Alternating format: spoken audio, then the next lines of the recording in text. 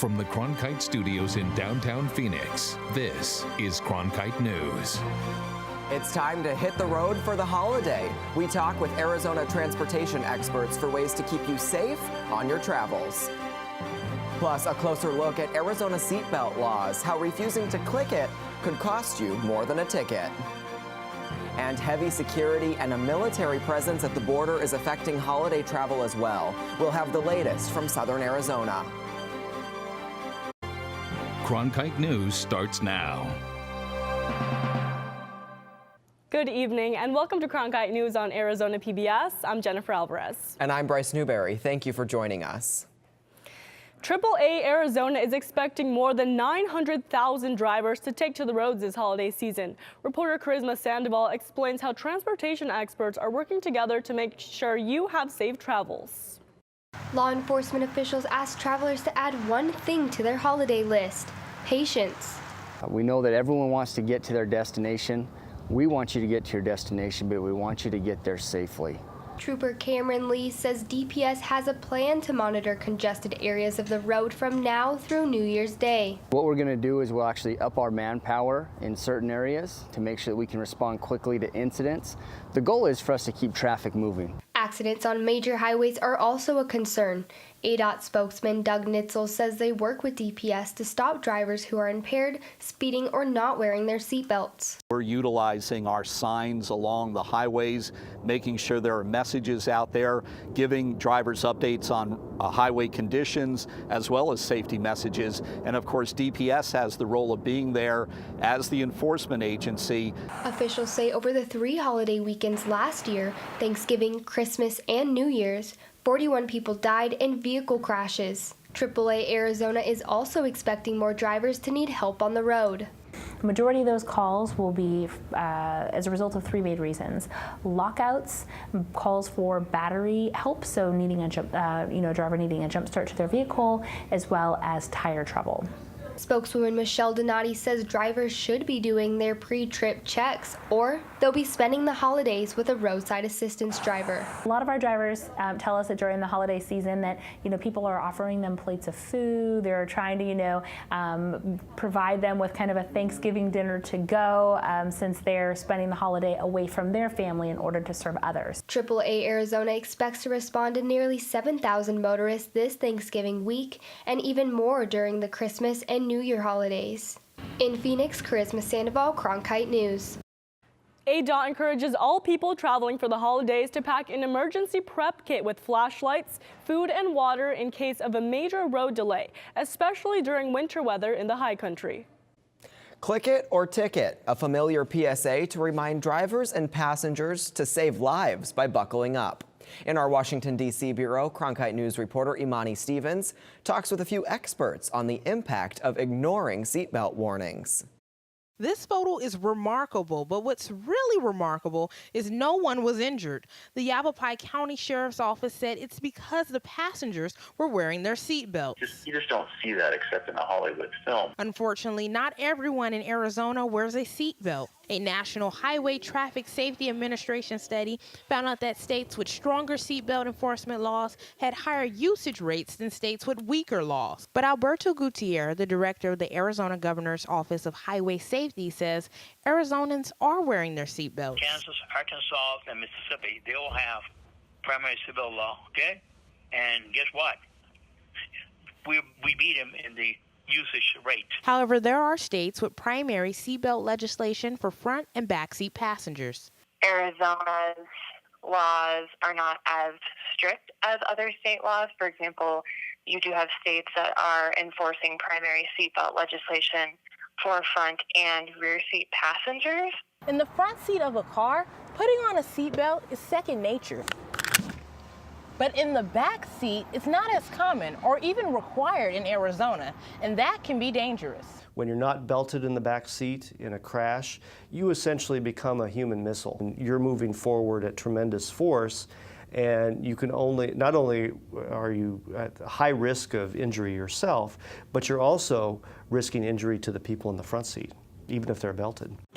tests by the Insurance Institute for Highway Safety show what happens when backseat passengers are not wearing a seatbelt. In our survey of the people who said they didn't buckle up all the time in the rear seat, 4 out of 5 of those people said it was because either it was a short trip or they were riding in a ride-hailing vehicle or a taxi. When you're a passenger, you're really giving the control, obviously, to the driver. The latest data from the Arizona Governor's Office of Highway Safety for 2016 shows 329 people died in a car accident without their seatbelts on. Buckled up in a passenger vehicle decreases your odds of dying by 45%. So nothing is 100% effective, including seatbelts, but seatbelts nearly double your chance of surviving a crash. Odds that Conrad Jackson will take every time. The number of individuals that have no injuries or minor injuries, front seat, back seat, it doesn't matter. Seatbelts save lives. In Washington, Imani Stevens, Cronkite News. U.S. Customs and Border Protection is warning travelers to expect longer wait times for border crossers this holiday season. This comes amid tensions over migrant asylum policies and border troop deployment. Large groups of migrants are waiting to apply for asylum at several ports of entry along the southwest border. With new military presence and added security, some border crossings have had backups of nearly 2 hours. Certain groups, such as the Keno Border Initiative, are trying to support the Central Americans waiting in Nogales, in spite of the Trump administration's attempts to deter asylum requests. My sense is the vast majority, if not all of them, are seeking asylum in the United States. There may be people who are seeking asylum in Mexico, but if they are, I'm not aware. Wanting a job is not a basis for asylum under U.S. law. Wanting to be reunited with your family is not a basis for asylum under U.S. law. Meanwhile, Supreme Court Chief Justice John Roberts is pushing back against President Trump's criticism of a judge who ruled against Trump's new migrant asylum policy. Roberts said an independent judiciary is something we should all be thankful for. Earlier this year, the University of Arizona received a special designation that allows it to getting an education easier for some Hispanic students. The only university in Arizona so far to receive this distinction. Cronkite News reporter Alexa Avila went to Tucson to find out the impact this recognition is having. If they know the U of A is designated as a Hispanic serving institution, they might see the U of A as a place for them. Just like it's been for Bryant Valencia. He's been a student at the University of Arizona for 8 years and says the university being recently designated as a Hispanic serving institution is a testament to its commitment of serving minority communities in the state. The U of A is dedicating more of its resources, but also in being intentional about impacting access for Latinx, the Latinx student community. This designation given by the Department of Education will boost grants and increase opportunities for federal funding supporting financial aid. Marla Franco, Executive Director for Student Affairs at U of A, says this designation highlights the university's work in terms of diversity and inclusion. So one of the things that we are certainly connecting the campus community in conversations and generating ideas about is how do we serve these students well? To earn this distinction, U of A had to show 25% of students identified as Hispanic, while also enrolling a certain number of low-income students at cost per pupil. Elizabeth Soltero, who directs the Casa Olin and Chavez centers on campus, says being designated as a Hispanic-serving institution is a point of pride for the school. We definitely see this as an opportunity to expand our reach, and Casa Olin is a new living learning theme community on campus for Latinx identifying students, which is something new this fall, and it's the first one that the U of A has brought on to our campus. So we are a partner with housing, and so we see that expanding and growing as we go forward. In Tucson, Alexa Avila, Cronkite News.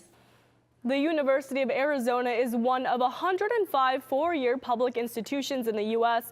with the designation. The university must submit a new application to the U.S. Department of Education each year to maintain it. Transgender Awareness Week is coming to a close, and one ASU student organization hosted a discussion about the rights of trans individuals. The intimate discussion was put on by the Undergraduate Student Government Association. The discussion focused on incarceration and trans health care. Organizers say it's important to create conversation that informs students about trans rights and what they can do to help trans students on campus. Talking about transgender issues and talking about people who are gender nonconforming can be difficult. So it's really important for students, especially at this time of year, right before people go home for the holidays, that they be prepared to talk about these with older generations, who may not be as comfortable with these issues. Transgender Awareness Week also promotes discussions about issues like prejudice, discrimination, and violence that transgender people face. The city of Chandler is giving residents a new way to help people experiencing homelessness. I went to Chandler to see how using your phone can now make a difference. It's a new campaign launched by the city of Chandler this month. It's called Change Up, a joint effort between the city of Chandler and a collection of nonprofits and faith-based organizations. The goal, to reduce panhandling and assist those experiencing homelessness. And it's all done through text. By texting Change Up to 44321, he can help people get off the street. Community Resource Manager Ryan Balch says these text donations will make more of a direct impact. This money is really going right to our homeless navigators that will go and find people who are living on the street and start to engage with them to get them the services they need. Since 2014, the number of unsheltered people in Maricopa County has gone up about 150%. This program ultimately hopes to reduce these numbers by targeting the people who give. Every time someone gives to someone that's on the street, it sort of enables them to stay out another day. So while their intent is very good and their need is real, it's not helping that person move on to the next part of their journey. Our hope is that people will stop giving to that real immediate short-term need and start giving to that long-term forever need. This is just one of the many programs across the state lending a helping hand to the homeless. Coming up on Cronkite News, how another organization is supporting homeless veterans to help those who once fought for the country now fight for a better life. Plus, a 59-year-old woman is now a 12-time Ironman. We talked to her to see where she finds her motivation. I'm Judy Woodruff, anchor and managing editor of the PBS NewsHour. The journalists of tomorrow face a fast-changing media landscape, but quality news remains vitally important to our communities, our country, and our world. At ASU's Walter Cronkite School of Journalism and Mass Communication, students learn solid, reliable reporting, holding the powerful accountable, and rebuilding the public's trust. The Cronkite School and Arizona PBS, preparing the next generation for a stronger future of journalism. As journalists at Cronkite News, we report on stories that matter to you by focusing on the local impact. We dig deeper and work tirelessly to keep you informed. Live in Wickerburg. Live in Los Angeles. In Cleveland. In Washington. In Louisville. From Jerusalem. Live in Philadelphia. From around the world to right here in Phoenix. At Cronkite News, we report the facts and stick to the truth. In Maricopa County, there are hundreds of homeless veterans who have dealt with issues ranging from incarceration to drug addiction. Now, one organization is working to improve these veterans' lives. Reporter Matt Lively went to Flagstaff to see the power of healing through bonding. This campground in Flagstaff may not look like much of a battlefield, but it is filled with soldiers. Veterans who have fought for their country's freedom and their own. Chose to self-medicate as a way to deal with life. The excuses because of the pain meds, just sank in that it was all just lies. Ray Perez and Robbie Vieira aren't alone in the difficulties they endured after their time in the service. In fact, the Maricopa Regional Continuum of Care Board reports that there are over 400 homeless vets at any point in time in Maricopa County. Every veteran's path through life is a little bit different. Some are tougher than others. Every day in America, 22 veterans take their lives. That's a statistic that Ray Perez and Robbie Vieira were hoping they wouldn't become. Multiple attempts of suicide, taking my own life. I didn't want to live anymore. In and out of the jailing system, yes, I am a convicted felon. And my last violation was spent in solitary confinement. And that's when I threw in the towel. That's when I was ready for change. Perez now works at the VA and is involved in the Veterans Court, a system aimed at helping vets in legal binds to become contributing members of society. This is why Perez co-founded Operation Restoring Veteran Hope, an organization dedicated to helping vets bond. 6th of June, 1944. And that's why the vets are here, huddled around a fire in a northern Arizona forest, listening and being heard. His name was Dominic Tripodi. He was an Army veteran. Oh, glad to be with you. I'm here to share about World War II. Part of Perez's goal with this organization is to have retreats like this one. Outside of Phoenix and engulfed in nature, the vets are able to kick back, adventuring, raising the adrenaline levels, and some friendly competition are just some of the therapeutic activities they're participating in. It's been very emotional.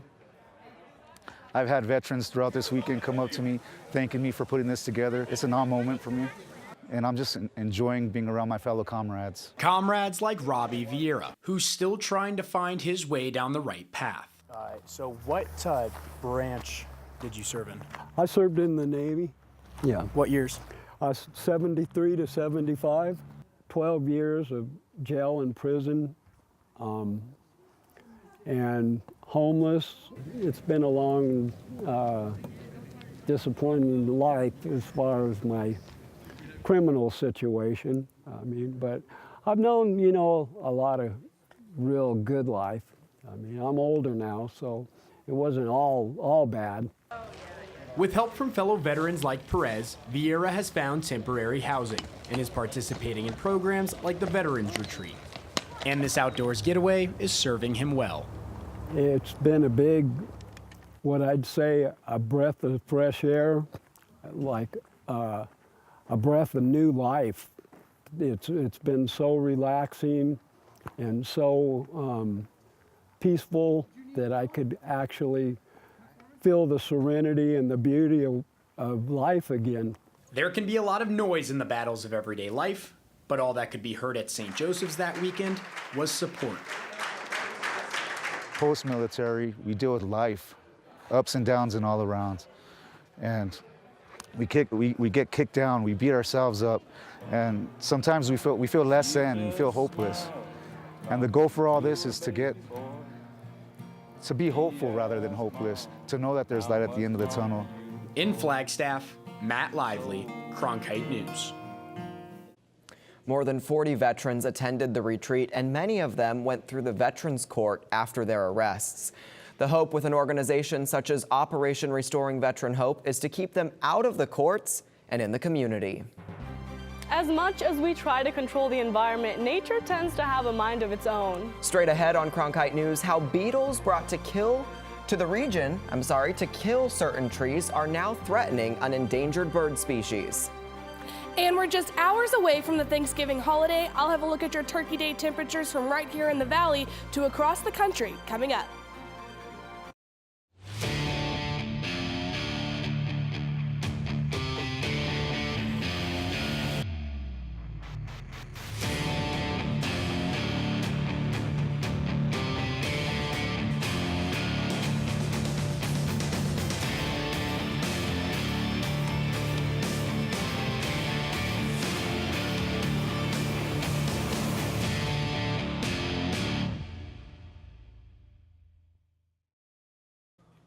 Two decades ago, beetles from China and Kazakhstan were released in the Southwest to reduce invasive tamarisk trees. The beetles weren't supposed to come into Arizona because an endangered bird nests in these trees. But as Cronkite News reporter Rachel Charlton explains, they came to Arizona and now there's concern that prime habitat for the southwestern willow flycatcher is in jeopardy. Fighting nature with nature may seem like a good idea until nature doesn't follow the rules. In the late 1990s, a U.S. Department of Agriculture agency, Animal and Plant Health Inspection Service, released beetles as a biological control agent. Their target? Tamarisk trees. The goal of their program was to control tamarisk, reduce it, kill some plants. I don't think they anticipated that it would kill all tamarisk, but that it would reduce its abundance. Tamarisk leaf-eating beetles strip the non-native tree, also known as salt cedar, of its canopy and kill it. Enter the southwestern willow flycatcher, an endangered songbird that nests in tamarisk trees. The program wasn't supposed to release beetles within 200 miles of tamarisk where flycatchers nest. But beetles don't follow the rules. In retrospect, it seems pretty clear there wasn't really any type of geographical boundary that would have kept them where they were at. Beatty is a biologist with the Fish and Wildlife Service in Arizona, and he leads the flycatcher recovery efforts. From the Virgin River in southern Utah into the Grand Canyon and other tributaries, the beetles spread into Arizona, according to Beatty. It's happened faster than anybody would have expected because we didn't expect them to be here, but it's happened slowly. The biological control program was terminated in 2010. APHIS declined to comment for this story. But they did provide documents that state that the greater than anticipated natural and intentional human-assisted movement of the beetle caused it to spread into flycatcher habitat. The primary nesting habitat for the southwestern willow flycatcher is in willow trees in riparian areas like this one here. However, researchers have also found that flycatchers use salt cedar in at least half of their existing territories. Robin Silver is the co-founder of the Center for Biological Diversity. He says flycatchers depend on foliage to protect the nestlings from the scorching Arizona sun. And so to denude or to kill that tamarisk right now is really putting too much pressure on the flycatcher for them to be able to survive long term. And these birds are faithful to their nesting areas. And with an animal that doesn't move from one area to the next to breed, it's very precarious. The Center for Biological Diversity successfully sued APHIS in 2013. The ruling found that APHIS did not comply with the Endangered Species Act in the conservation of protected species. And as for the future of the flycatcher, I think we're going to have greater booms and busts. The status of the population will decline as the beetle expands throughout its range. In Cottonwood, Rachel Charlton, Cronkite News. The beautiful weather here in Phoenix is something we can all be thankful for this holiday season. Absolutely. Haley, what can we expect for our Thanksgiving forecast? The good news is if you are staying in town in Phoenix for this Thanksgiving holiday tomorrow, the weather is going to be gorgeous. We won't see as sunny of skies as we've been used to over the past few weeks, but we're going to top out around 71 degrees. That cloud coverage is going to start tonight and into tomorrow morning, not only here, but all across the entire state. Scattered chance for rain, mostly up in the high country. Not a lot of chance for rain here in the valley, but those clouds are going to move out by tomorrow evening and into Friday morning. Those highs for your Thanksgiving holiday, 56 in Sedona, 46 up in the Grand Canyon, 75 over down in Yuma. Lows tomorrow night, it is going to get a little bit chilly, 48 here in Phoenix, 20s up in the high country, 50 down in Yuma. And those temperatures all across the entire country. Maybe you're heading out of town for the holiday, 35 in Minneapolis, 20s up in the New York area, 50s over across the Pacific Northwest. And taking a look at your 7-day forecast, we're going to see a little bit of a cooling trend. We're going to keep our high temperatures just a few degrees below average for this time of year, with lows in the upper 40s. In the Cronkite Weather Center, I'm Haley Brand. Sports is often focused on the winners, but sometimes the people who finish last deserve their own spotlight. Taylor Rocha shares the story of the final athlete to cross the finish line at Ironman, Arizona. After swimming 2.4 miles, this Ironman climbed out of the water feeling pain in her back. knowing that she still needed to bike 112 miles and run 26.2. On the bike, you don't feel it, but on the run, I was hunched over. I couldn't stand up straight. And so every single aid station I stopped at, I just dropped to the floor. Sometimes it's not about when you finish, but how you finish. At midnight, 17 hours after the start of Ironman Arizona, there were still 100 people to cross through this finish line. 54 minutes after that, Ironman Arizona saw its final finisher, Joanne Shields, cross the finish line, becoming an Ironman for the 12th time. I had medical ask me several times, do we need to take you off the course? I'm like, no, I can keep going. I'm good. I can make it. There's no quit in me. Her can-do attitude is something that Shields prides herself in, and something that she has taught her children, who are also Ironmen. Whenever you do these things, you can only control two things, your attitude and your effort. So if you give it 100% with a smile on your face, how can that be a bad day?